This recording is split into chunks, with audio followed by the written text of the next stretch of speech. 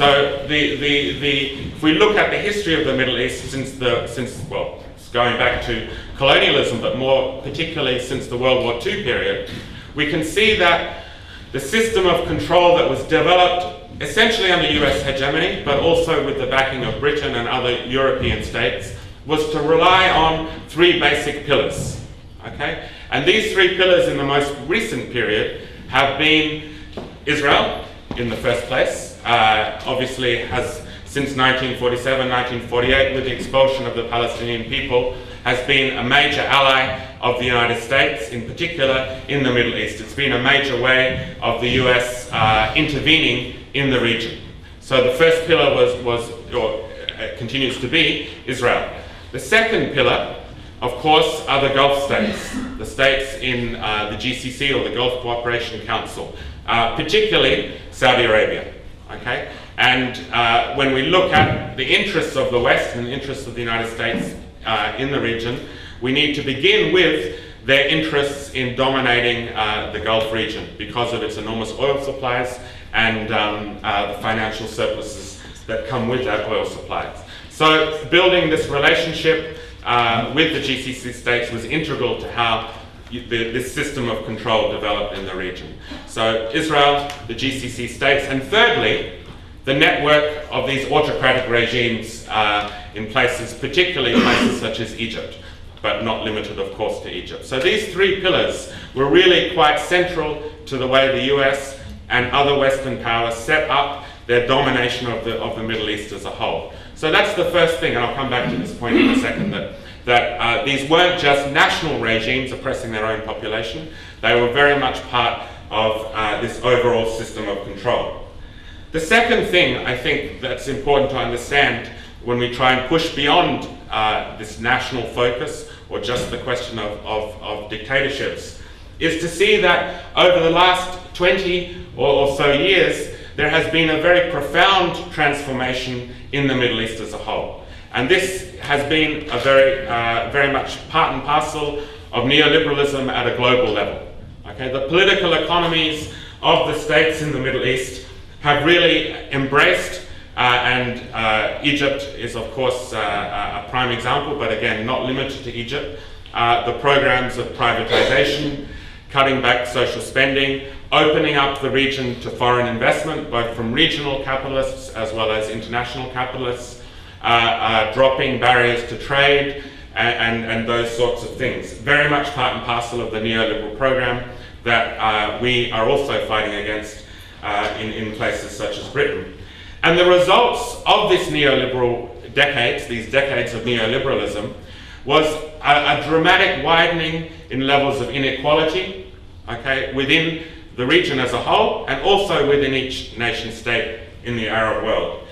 We must remember always that neoliberalism doesn't just impoverish, it also enriches. And through these last 2 decades, there has been an enormous concentration of wealth in the elites of the Middle East as a whole. So the uprisings that we see were very much part and parcel of uprisings against the results of this neoliberal policies. The struggles against the massive inequalities and also against the elites that benefited from this process. And thirdly, the third aspect, I think, to these uprisings that we need to remember is that they are very much overlaid with the global economic crisis that began to unravel in 2008. Okay? The global economic crisis, in contrast to the way it's often framed, is not just about the United States, Europe, and the advanced capitalist states. It's also very much about impacting the countries in the South. And the Middle East is no exception to this. Okay, so when the crisis began in 2008, countries such as Egypt and Tunisia in particular were hit very hard. They suffered from drops in remittances from workers. They suffered from drops in exports to main markets such as Europe. They suffered from drops in investment flows. And of course, very importantly, the byproduct of measures to address this crisis in places such as the United States, they suffered from increasing food prices as well, food and energy prices. So these components of the crisis that hit the Middle East are very much part of understanding the context and the reasons for why these uprisings occurred.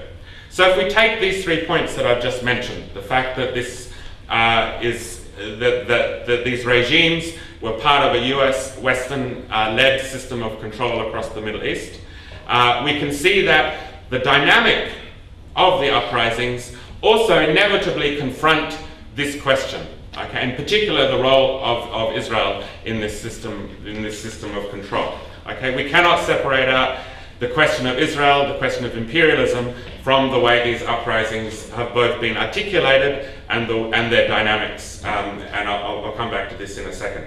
The second point around neoliberalism, we can see that the ways that these uprisings have unfolded have also very much come against the inequalities and that resulted from neoliberalism and the demands for greater economic justice. And thirdly, with the global crisis, we can see that the uprisings are part and parcel of a globalized struggle that we're all very familiar with across Europe and of course here in Britain. So the uprisings, what I'm saying, are not just a question of corruption, dictatorship. They have a four-pronged character. The question of democracy, the question of anti-imperialism, and particularly the role of Israel in the state, in the region, the question of neoliberalism and the impact of neoliberalism, and the question of the global crisis as a whole.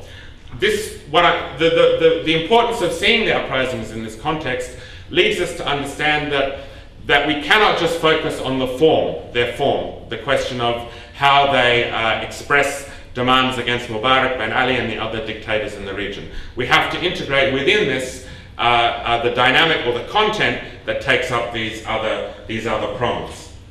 I began by saying that we saw these uprisings as a period of hope in early 2011. Now we can raise the question, is this a period of counter-revolution that we are seeing as these uprisings have toppled some of the dictators across the region? And I think, again, coming back to these four prongs, we can understand the way the counter-revolution itself has unfolded. Firstly, in the way that military intervention has become, firstly in the case of Libya, but also now being raised in the question of Syria, and also most importantly, or perhaps most importantly in the future, an attack on Iran that has been mooted in the press over the last week or so. So military intervention is certainly a part, and this comes back to the point that we have to see this as a regional question, not as a national question. The other military intervention we shouldn't forget, of course, is the intervention of Saudi Arabia and the other Gulf states in Bahrain. And the second point here, I think, in understanding the counter-revolution relates to that is the role of the GCC states themselves, okay, the role of the Gulf states. We saw, for example, we can talk about this more in discussion, Qatar and the other GCC states playing a very central role in the NATO intervention in Libya. Okay? We can see this in the way that these states have intervened in Bahrain, as I mentioned. We can see this in the enormous amounts of money that are now being promised for regimes in Tunisia, in Egypt, in Jordan, and in Syria. Sorry, not so much in Syria, but the enormous amounts of money that are promised by the Gulf states in these states as a way of intervening at a military and political level. And we can see it in the way that the United States and the Western-led international financial institutions are also promising large amounts of aid in this context. So, to wrap up very quickly, this counter-revolutionary moment that's still an attempt to tackle the continuing dynamics of these struggles that other speakers are going to speak about today, I think raises a few tasks for us here in a country such as Britain. The question of Palestine, which Karma is going to speak very, very much about, cannot be separated from the uprisings themselves. Okay, Palestine is integral to the way this system of control in the region developed. the question of supporting the workers' struggles in places such as Egypt, okay, which really pushes to the forefront this anti-neoliberal dynamic of the revolutions that haven't been addressed and continue to see essentially the same elites maintain their power in the area. Supporting campaigns around anti-debt movements that have arisen in places such as Egypt and Tunisia, attempts to cancel the debts from the financial institutions such as the World Bank. And finally, and I'll end on this point, understanding that if this global crisis continues to deepen, as from all indications this is certainly the trajectory it's on, we need to remember that this is going to hit the Middle East very severely once again. Okay? That the global crisis, the effects of the global crisis are not limited to Europe. They are going to hit and deepen the struggles in the Middle East. So the fact that the four-pronged nature of these struggles haven't been addressed in any systemic way means that the global crisis will sharpen and accentuate the struggles and the reasons that we can that launched them in 2011. Thank you.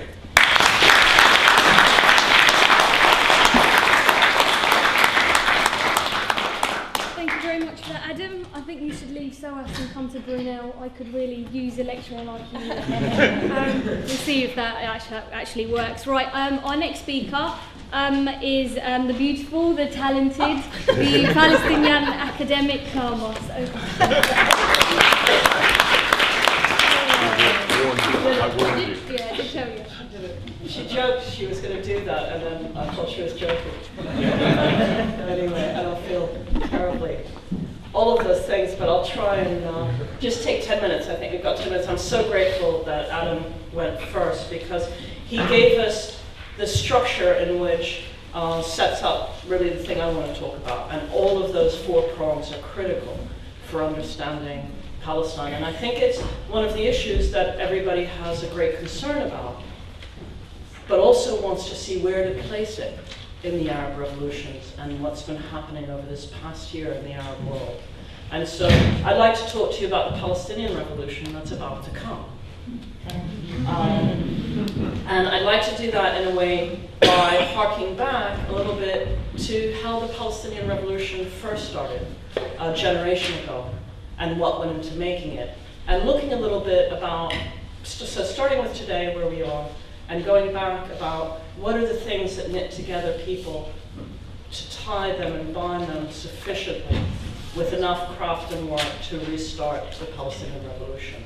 And that's where we are at this moment, which I'm really, really happy about. We're at a kind of turning point. So Adam pointed out something that was really good about not looking at what people were standing up against in the Arab world, but also the structural and the economic forces and the imperialism and the economics. And that it wasn't limited to being against this leader or that leader in Tunis or Yemen or Syria or wherever. And that's right. But what I'd like to talk about when I talk about the revolutions is also to talk about what they're for and what tied people to starting to struggle for them. So the being against unrepresentative rule, but much more about being for the dignity, humanity, and power of the people themselves in governing and representing themselves. And that is kind of the thing that you can see unites all of these struggles that have been happening to free ourselves, to unite ourselves around the principles of the dignity and equality of all people. But that demand to represent that the popular sovereignty, that the power is vested in the people and not in these structures, that are coercive and imposed. I think that's been the hallmark of the Arab revolutions as they unfolded. And that's why Palestine is at its heart, because that is what the Palestinian struggle is about, not just for the Arab people and how they've always seen it, but for all people struggling for equality and freedom and justice throughout the world. And that's why Palestine is always that hallmark for freedom, for self-representation, for all of those things. So what they were for, that notion of popular sovereignty, that classic principle that we all hold dear, that power, that we are, the people are sovereign. You know, sovereignty is in us, and that we make the structures that represent us. That's something that is one thing that you could see very clearly.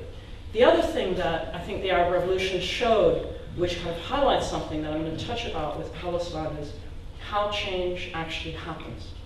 And I think it's been a really good reminder for everyone here in the West and in Europe how change actually happens. And it happens through people holding together and building carefully, year after year after year, coalitions that are all working for those principles, that the power is vested in everyone, that everyone is equal and has the same right to have a voice. So you find, you know, in any country that you'd want to look at, anyone that's a historian could look at Egypt and track the 10 years that it took to get to that moment where the mass of people turned up at the square. The small, universal, progressive, rights-based movements that begin and start working. And you know, in Egypt, there's lots of kind of people that are now starting to see, oh, it's not this moment that just happens spontaneously. Revolutions are never spontaneous. They're always built by hard work, hard craft. You know? And so you can see in any which place, you can see it, you can track it from, let's say in Egypt, the Second Intifada, and the big demonstrations that happen over Palestine. But more important than that is the crackdown. The crackdown that happened as a result of that by the Egyptian police, and the lessons it gave to the young people that had started demonstrating there, that they had to organize, they had to join parties, they had to start coalescing, and that lesson. And step by step, and then the coordination between parties. Where do you find a common line? Where are your common principles that can unite you? Not what separates you, what's going to unify you. Because it's that principle of popular sovereignty that's vested in the people you need to build across. So you could see step by step how it worked in Egypt. You can do the same thing in Tunis. And you could do, I mean, most of the people in Syria and Egypt and Tunis, I knew them from all of the work they've been doing for the decades before. Yeah? All of it counts, all of it matters. All of it is critical. You don't get to Tahrir Square, to the circle, to the, you know, until that work has been done. And what always happens, I've talked about this before with John in a meeting, what always happens, and I said you something about this, what always happens is at the very last moment, you get everybody that comes in, right? But it won't be won and held for everybody unless those organizations devoted to freedom, to universal principles, to progressive principles, build it and hold it for everyone. And then at the last moment, everybody turns up, and that shows the popular nature of the struggle. Yeah? But it's those people that are principle-based, who are bound by those things, who are willing to fight for them, and it's dangerous and hard work. Dangerous and hard work, yeah? In those parts of the world. So that's how revolutions happen. And so I'm going to take you back to saying, okay, how did the Palestinian Revolution start, and why is it about to start again? The history of the Palestinian Revolution is very simple. Adam pointed out the key thing, which everybody needs to remember. It's not a territorial. It's also about people, and it's also about the Nakba. And the Nakba is the core of the injustice that needs to be addressed. The Nakba was between 1947 and 1949, largely in 1948, when the Palestinian people, the majority of whom were driven out of their homes and dispossessed. So we have something between 9, 10, some people say 11 million refugees now. And if you think of a map of Palestine, and if you think of Israel now, and you think of it's like an explosion, people being pushed up, driven up north into Lebanon, people being driven from the coast into the West Bank, people being driven down to Gaza. Most of Gaza are refugees. And further afield. So around every single town in the West Bank, you find huge refugee camps. But the majority were dispossessed outside of historic Palestine and are in Jordan, in Syria, in Lebanon. A lot went to Egypt, to Iraq. And then in the 50s moved to the Gulf to find jobs, So there's refugees there. So that dispossession, that where the people are fragmented and off their land, is the core of the injustice that Palestinians began their revolution about. It was about return to the land. You know, of course we have people from the cities, and we always did, but we're mostly just a landed peasant society, people that work the land. So it's a very, you know, it's not an abstract idea of returning to some redemptive place or some ideological place or some religious place. It's for people who live and work the land, which is the majority of us come from peasant, it's about a place. It's about a field, it's about a tree, it's about a village, it's about a simple return, which of course is enshrined in international law, that basic right to return to your home, yeah, to work the land. So that's what the conflict is about. And that's what the revolution began in 1960 about. So it's that Nakba generation that began the revolution. How did they begin the revolution when most of the people weren't together? You know, you look at most national liberation movements, and often you have the leadership outside. You know, the ANC or SWAPO, or if you look at the great anti-colonial national liberation movements, you often had the leaders in exile because they were imprisoned or deported or etc. You had the leadership outside, but you had the people inside. In our case, you actually have the people outside as well as inside. And it's this kind of importance of the Palestinian people because that's the fabric of any revolution. It's the people's will in uniting. So the struggle of the Palestinian people aren't just for self-determination and to return to their land. It's to overcome that fragmentation and to unify. It makes it a very complex endeavor, of course, because Palestinians have always been hostage to the Arab regimes, yeah, vulnerable, without one single roof over our heads. But it's also made for very, very sophisticated political craft, because the obstacles Palestinian organizers have to overcome in places like Saudi Arabia and Egypt, to this day, by the way, Egypt hasn't changed at all on the Palestinian front, for Palestinians living there. In Saudi Arabia, in Syria, in Jordan, in those. What you have to do to find and struggle together, to unify, to organize, to make parties, to do all of that work is very complicated. And so, is time up? Okay. So when people say, oh, you know, exporting democracy, I always say that in the Arab world, you have the best model of civic enfranchisement, liberty, and democracy that is a model to the West for generations to come. And the reason is, those people who really have to fight for freedom know how to measure it, they know what it means, they know what the cost is, and they have a much more sophisticated and clever, intelligent understanding of democracy and citizenship than those who actually have been given those freedoms and rights and were born into them and haven't had to fight for them the same way. So, to conclude, what I was going to talk to you about today is why the Palestinian Revolution is about to begin. Well, that revolution that began, in which I kind of came into the tail end of it, I grew up very young inside the Palestinian Revolution, so I had some sensibility of the nature of a popular struggle. All of the ingredients are now there. And you can see it in what happened on May 15th, Nakba Day. I don't know if any of you saw what happened when people tried to cross the borders to unite.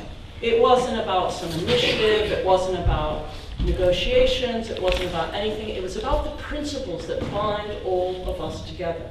And that's always what you base it on, is the principles in which that means one people, one unity. So the demand now for all Palestinians is for direct elections. You know, we've had elections for the West Bank and Gaza in the PLC, but our movement is structured institutionally under the PLO, and that's the sole legitimate representative of the Palestinian people. And that has a parliament, supreme body, in which all Palestinians, all of these refugees, wherever they are, want to have direct enfranchisement and representation too. Because it's only when you can create that one square, public square, which has to be done across borders, where we have one roof, which makes the revolution again. So the demand is now there, and the work begins. Thank you.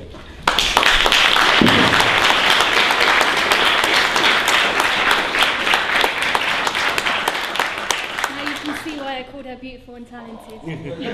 Right, so if anyone's following on Twitter, a quick note, the hashtag we're using is Counterforum, so we've got live tweeting going on, so if anyone wants to join in, hashtag is Counterforum. Next we're going to have Hannah El-Sisi, who's an Egyptian student activist and who doesn't know the concept of when we say 2 minutes left to speak, so let's see.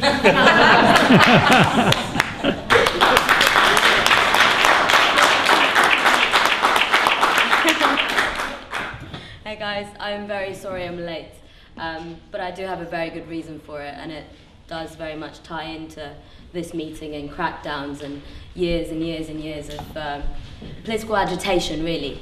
No, Egypt wasn't a spontaneous revolution, nor was Tunisia. If you go back to Sfaxis, if you go back to the labor movement in Tunisia, at least, you can track it back at least to 2003. There is real and consistent and kind of widespread small agitations happening everywhere, small strikes, small, if you're in Cairo, every day you'd walk on Shara al-Galet or Parliament Street, there would be a group of 5, maybe 10, maybe 15 people, doctors, architects, nurses, something or the other, protesting for some reason or the other. The consistent agitation for trying to get their own independent unions. The movements like Kifaya and Raul Khalid Said trying to work against police brutality and oppression.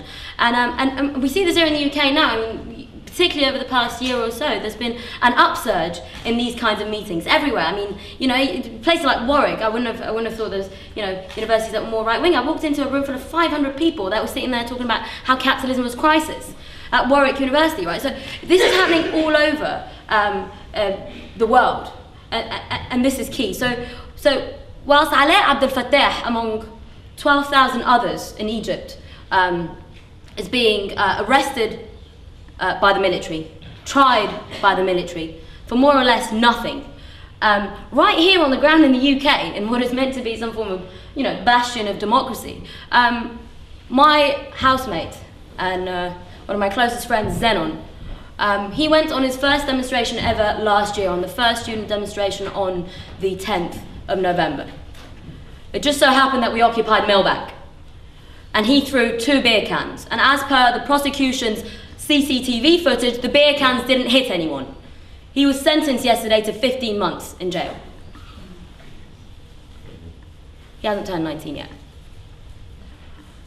And so you start looking at this, you see all the hype in the news over Ali Abdel Fattah. I mean, it's in The Independent, it's in The Guardian, The New Internationalist are blogging about it. It's all over the world. They're all talking about Ali Abdel Fattah and how the military in Egypt arrested him.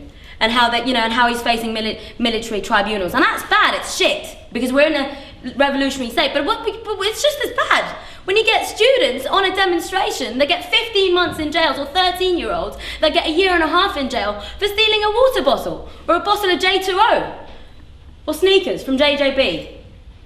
And so you start looking at it and you think, actually, we're at very, very similar stages. I mean, we may not be as economically on the same kind of level of progression within this system. Different countries are uneven in different levels of development within this capitalist system. But actually, when you start looking at the state's tactics, particularly here in the West, when you watch what's been happening in Oakland, in Wall Street, in Roma, with the demonstrations on the 15th of October here in London, and you think, really, if they're doing this, they really must think what we're thinking. Shit, capitalism is in trouble. So moving back, that was why I was late. I was up till 4 a.m. organising petitions and demonstrations for Zenon, pending his appeal. But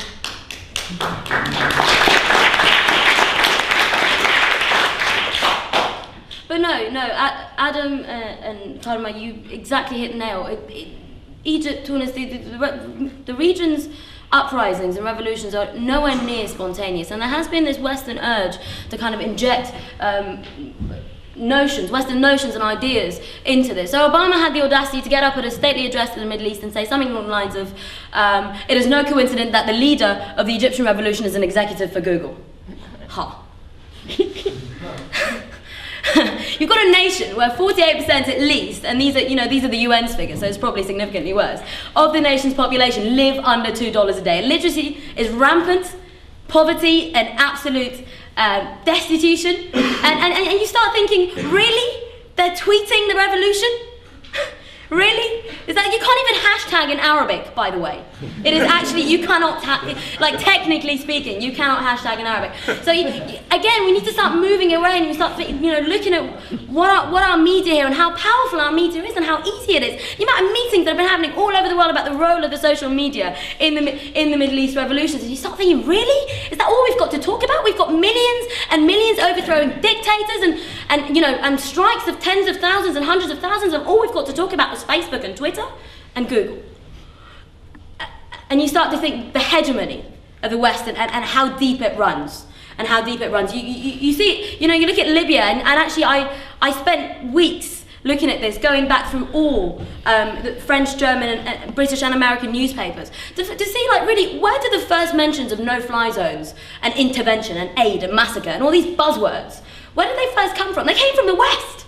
First people that started saying massacre, no-fly zone, aid, intervention, help, NATO, intervention, massacre. You're going to keep saying that and drilling it and using your, the kind of access to media outlets that we here in the West have and that our governments here have. The Libyan people are going to, they're going to need it, in fact.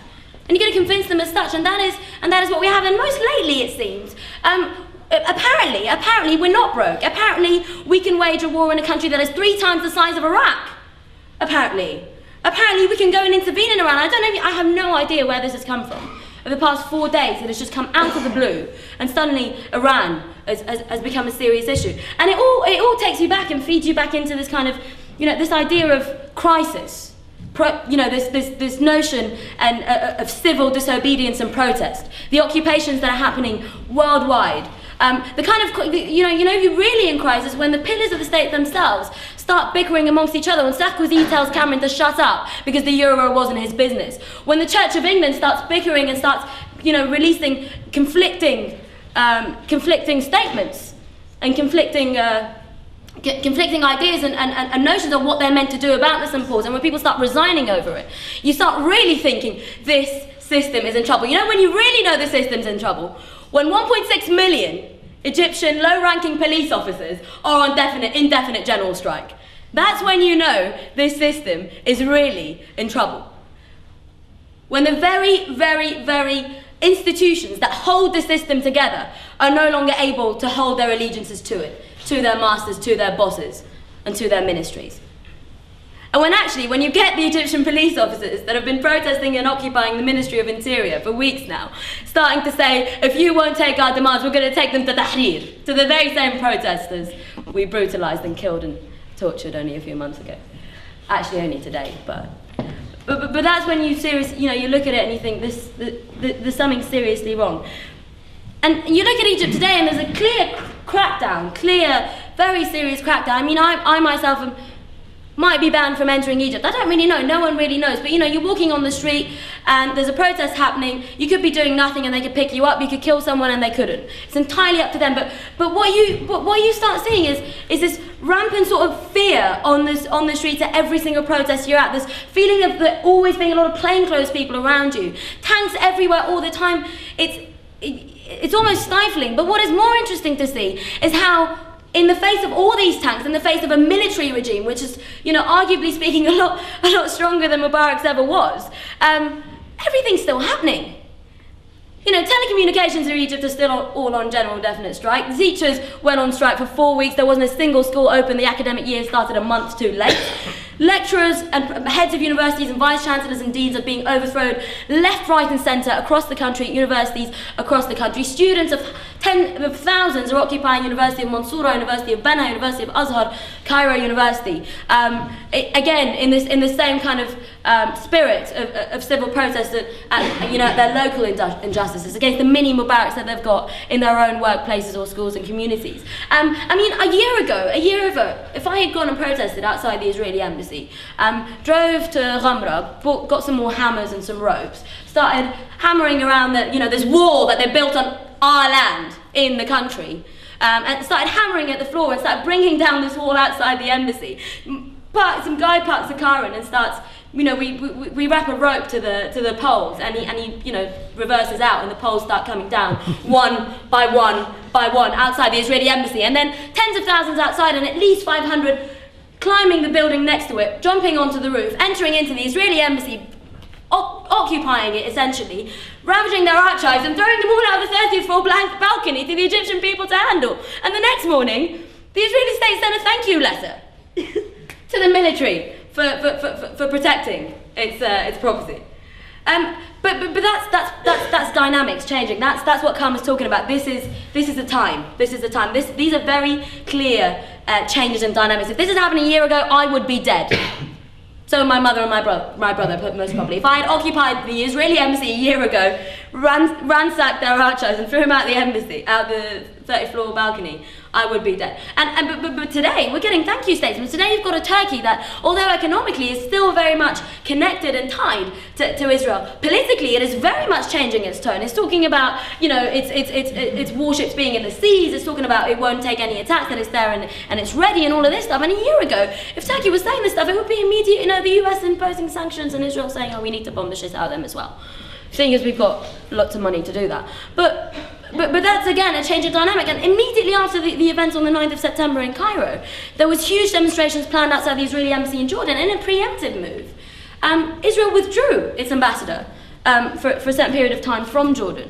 And here you start to see, to a certain extent, this kind of hold that the West has on this region is very much crumbling. When you have a small town, well, we call it a town, but it's really a city of 600,000 people, Idku on the north coast.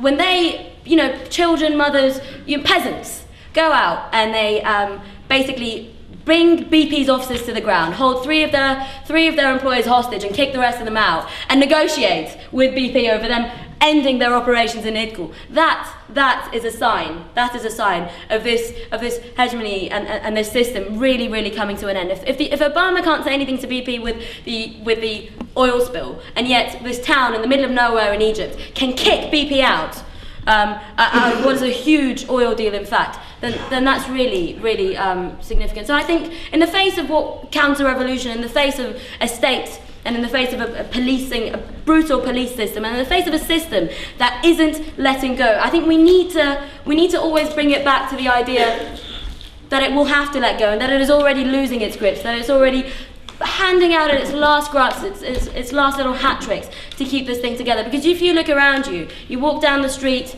you look at the news, you see The Guardian, you look at anywhere in the world, you can see it crumbling and you can see it falling apart. So keep organising, keep occupying, and keep globalising the Intifada. Thank you.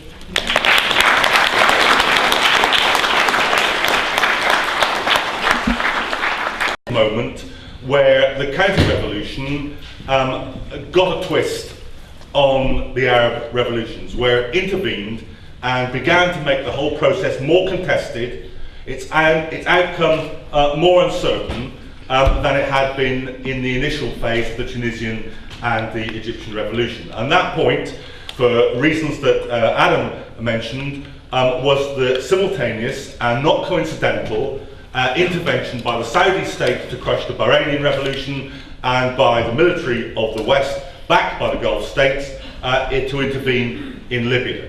They were, in my view, not just coincidental in time, but coincidental in purpose. And they were certainly coincidental in the political forces that were involved in them. In the crushing of the Bahrain revolution, this was done by the Bahraini ruling class, by an invasion from Saudi Arabia, which was greenlit by a visit by Robert Gates, the Secretary of State for Defense in the United States, a couple of days beforehand in Bahrain and in Saudi Arabia. So the forces crushing the Bahrain revolution, to the extent not only of annihilating the people and killing the people involved in the protest, but physically removing the Pearl Roundabout, the Tahrir Square of Bahrain, physically removing it with bulldozers. So objectionable was the very sight of the protest to the Bahraini ruling class. The forces involved are the Bahraini ruling class themselves, the Saudis, backed by the Americans. In the Libyan case, it wasn't a question of physically crushing the revolution, it was a question of colonizing the revolution, and the same forces were involved. In this case, the Americans, the French, the British were the primarily the military forces involved, but they were backed by the Saudis, they were backed by the Qataris. The Qataris actually committed some military forces to it, and they certainly were active economically. The Qataris were the people who sold the oil for the regime. And the outcome of this is absolutely clear for everyone to see now. when you have Sarkozy making a speech saying that this member of the Libyan government is acceptable to the French government, but this member of the Libyan government is not acceptable to the Libyan government, you know exactly where the power lies. When you see something which in any normal world would create an international howl of accusation of hypocrisy, when you see Sarkozy speaking in Tripoli, bragging about how he saved the Libyan revolution, while at the same time making it illegal for women to wear the niqab in France, make it illegal, as it now is, for Muslims to pray in the streets in France, I think we can see exactly what you might be going to expect from this outcome.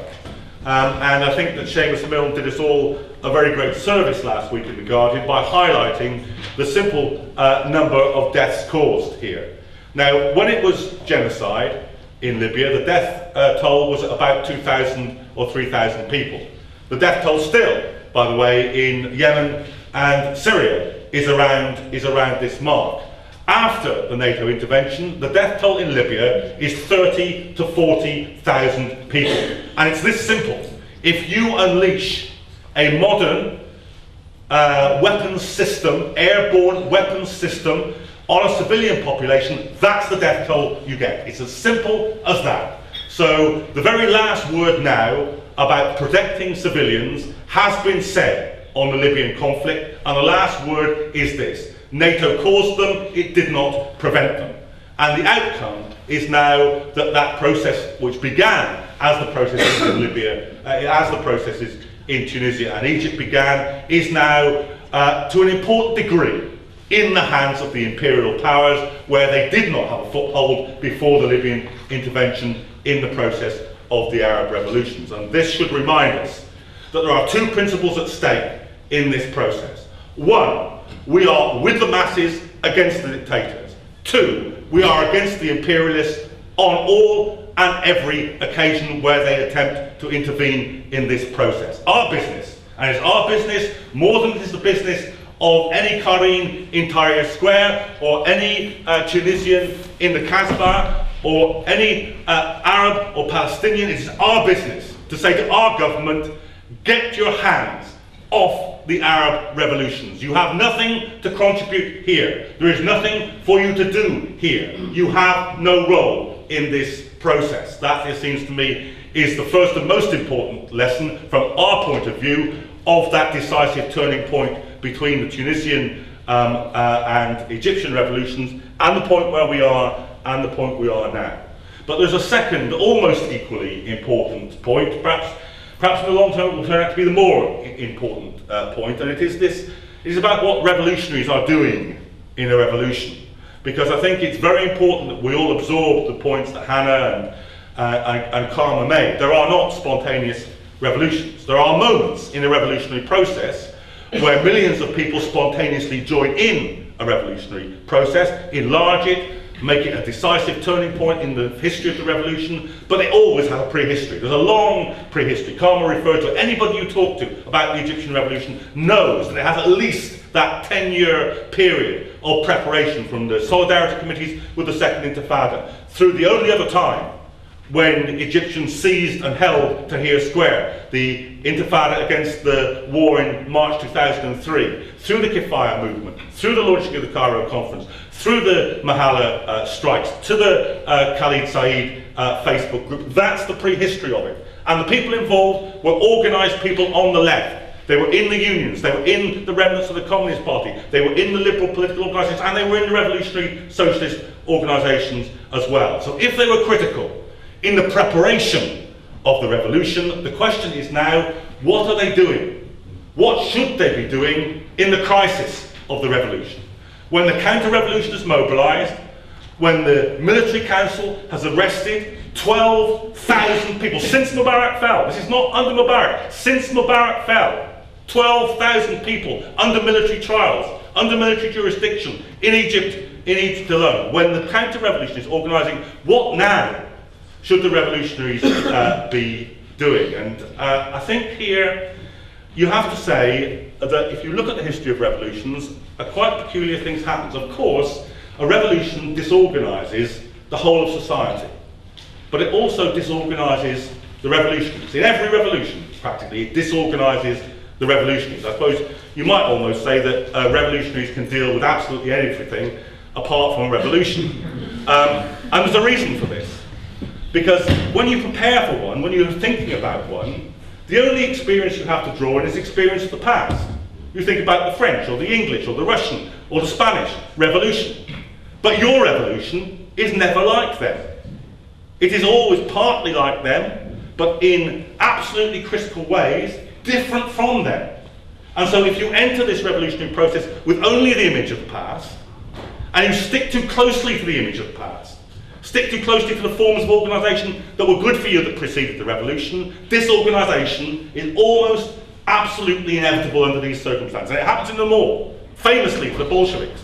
You know, absolutely disorganised politically, organisationally, in every single way by the February Revolution, barely get themselves back together to actually conduct the second revolution. And this is true of every revolutionary group. It is true actually in the West of many people now confronting much less than a revolution, just the rise. Important though it is, just the rise of a huge new mass movement, a huge new period of radicalisation disorients the left, because it's not what they're used to. It's not what they've done for 20 years, it's not what they did 10 years, or in the 1970s, or in 1968, or some other time. And it seems to me that one of the great lessons for us, as for revolutionaries globally in the midst of the revolutions, is this. It's important to have principles, and it's important to have organisation, but you have to be able to relate to the world, to the movement, to the struggle, to the revolution that you have before you, and not to some other revolution that you imagined might be going to happen. You have to relate to things as they are now. This was why Lenin was so fond of the phrase that actually comes from Goethe, that all theory, my friend, is grey, but green is the tree of life. You have to relate to what's happening before you. If people protest against capitalism and they don't do it in a way they did 20 years ago, so much worse for the people 20 years ago, not so much worse for the people today.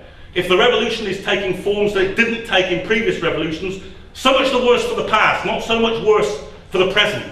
And it seems to me that our knack has to be this, that we take from the past what is useful. We take from the past what was successful. We take from the past the lessons of how not to repeat errors, but we apply them in a way, with an openness, with a commitment, that we are not building revolutionary organisation for its own sake. It is not an end in itself.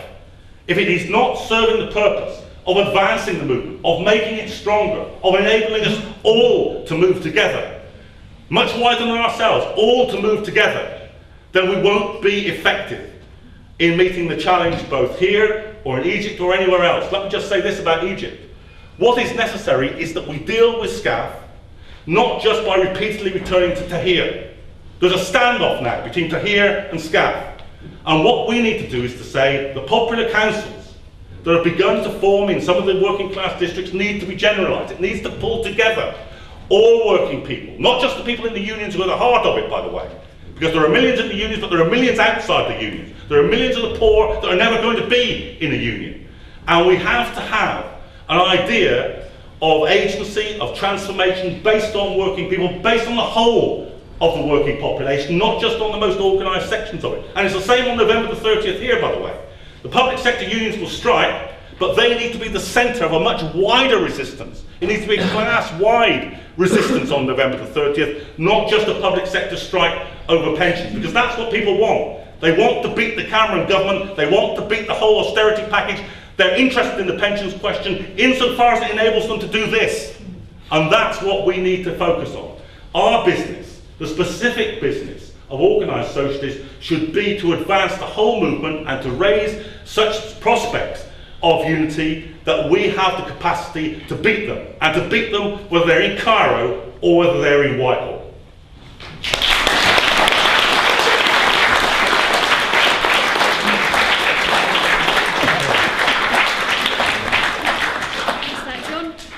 Over by 2 minutes, and I wrote him a note before he started. If you speak for more than 10 minutes, I may harm your Vespa. His Vespa's in trouble, guys. Alright, so we're running a wee bit late, so we're literally going to have like 3 questions from the floor and then quick sum up a minute each. So, yeah. Articulate an alternate vision, and it can be based on what the people themselves are asking for. So I think the alternative, which is being proposed on how the world should be structured according to dignity and equality and human rights and all of the things we hold dear, is actually at its strongest point. So no matter that, I wouldn't underestimate those kinds of moves. I think everybody has not only an obligation now, but a great opportunity to be articulating exactly how things should look and exactly where, the Arab solidarity between Arab countries, for example, is something that really needs to be highlighted as well. And this whole move to externalize it and make it, the NATO, etc., helping, where in fact it's always been the case that the Arab peoples want to be the ones helping each other and supporting each other in those struggles. So just to conclude on today, I kind of agree with what everybody in the panel said, and it was really wonderful to hear them. And John said something really important about where we are and not trying to project old stories onto the modern one. And because I started my talk at the end of the 10 minutes, which was about the Palestinian Revolution, I was saying I want to go back and then take you to where we are today. I'll just conclude on what I was going to say, which was very much that there was a time and a place that the Palestinian Revolution came from that Nakba generation. And it was about a certain, there's another moment where we are now. And the most important thing is if you look with respect and dignity at the people today where they are, what they want, and you serve them, then you can hear how people want to organize and arrange things. And that's the most important thing, and that's how people come together. And that's how entrenched power gets overturned, and that's the lesson. Thank you.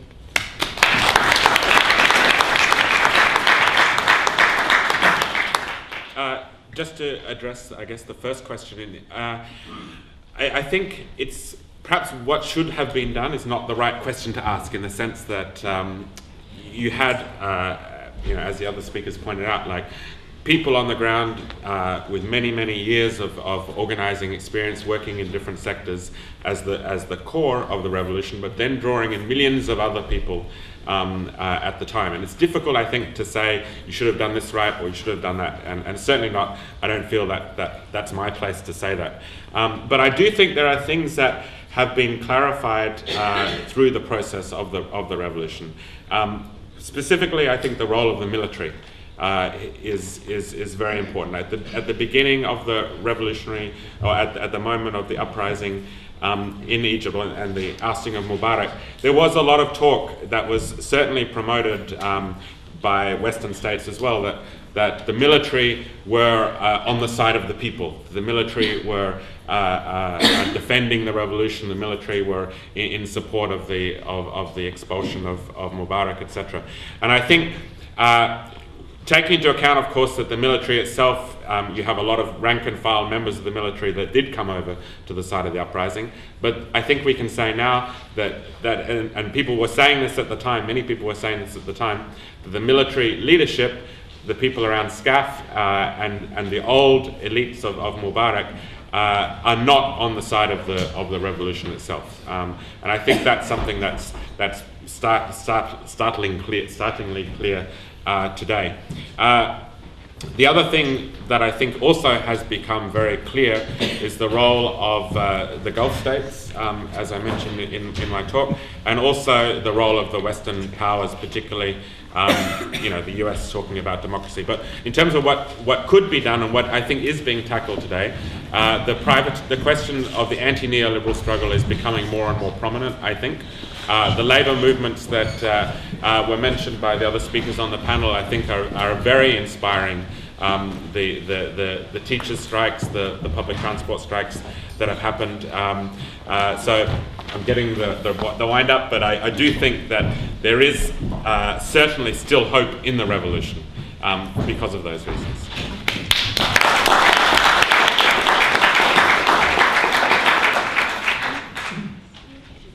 Oh, you want me to? Okay. I remember remember like 3 nights ago, it was about 2 in the morning, and I texted about 5 people and I was like, what is up with the hype on Iran? I don't know, I literally have no idea where it's come out of, but I think there's a couple of questions we should ask. Can the West, can the United States and France and Germany and the UK financially afford to wage a war on a country that is 3 times the size of Iraq and hence will probably draw out a lot longer? Do they seriously think that their domestic politics can feasibly afford for them to wage a 4th war? And do they feasibly think that they can intervene in a region where there are 5 uprisings, 2 occupied lands, and millions and millions and millions of people that are hating on these governments? Those are the 3 questions to ask. And I think if they have half the brains that their universities say they do, then I think it would be crazy for them to consider. I don't know what Barak was doing with Cameron here, though. On Egypt, there is more than hope.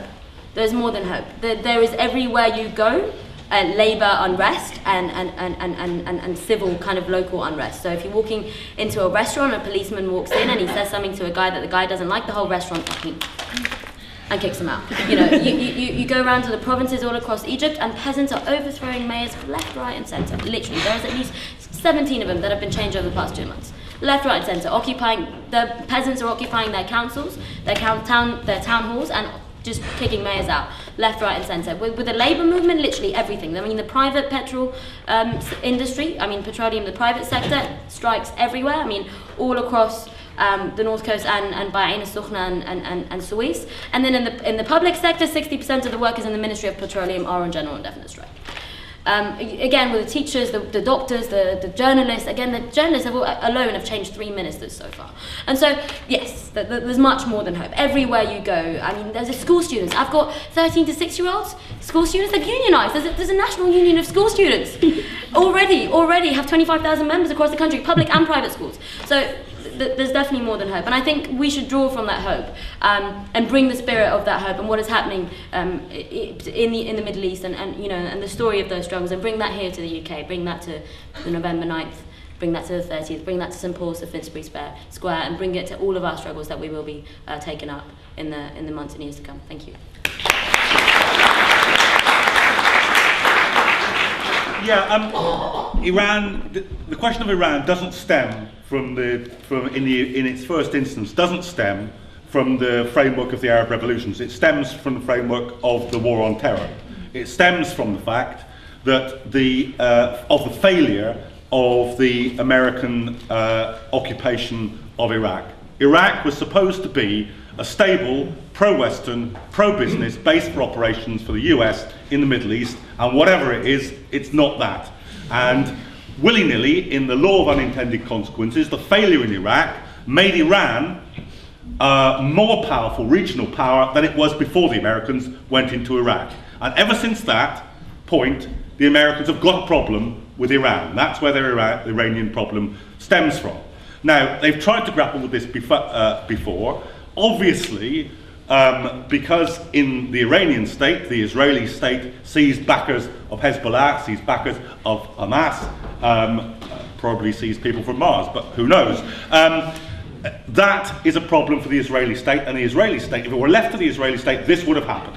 The Israeli state 2 years ago, in the last months of the Bush administration, were flying practice flights from Israel in the opposite direction into the Mediterranean for the same distance as from Tel Aviv to Tehran to practice the bombing runs.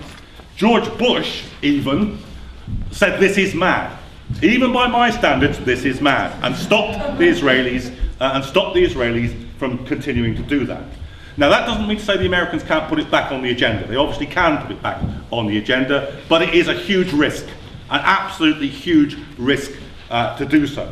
So while I think that we need to be attentive to this, we need to publicise it. Every time it comes up, we need to stamp on it as hard as we possibly can. I don't think they're in a position to move to this in a short time frame. Finally, on the Egyptian revolution in my view, is like this now. There are no shortage of people fighting the counter-revolution. For all the reasons that Hannah said, all the examples that she gave. Absolutely true. Neither, by the way, are there any shortage of revolutionaries in Egypt. From many different currents, very public figures in the movement, very well-known leaders of the movement, many of them. Is there has there coalesced out of that an effective organisation with an effective strategy which talks about how the working class not just strikes but leads the rest of the Egyptian population against the state? Answer, no. Actually, the Egyptian revolutions have split, and split more than once.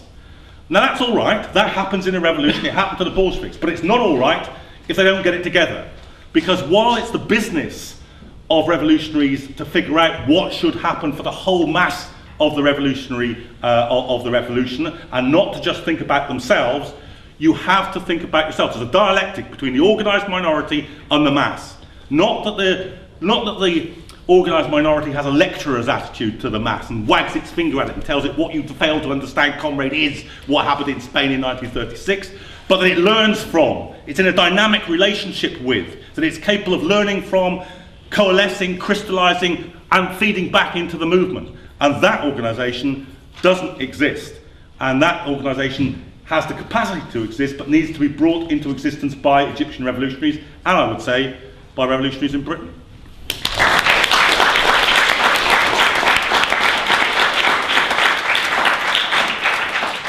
John's Vesper is definitely getting smashed up tonight. Right, thank you everyone, thanks to our speakers. Come and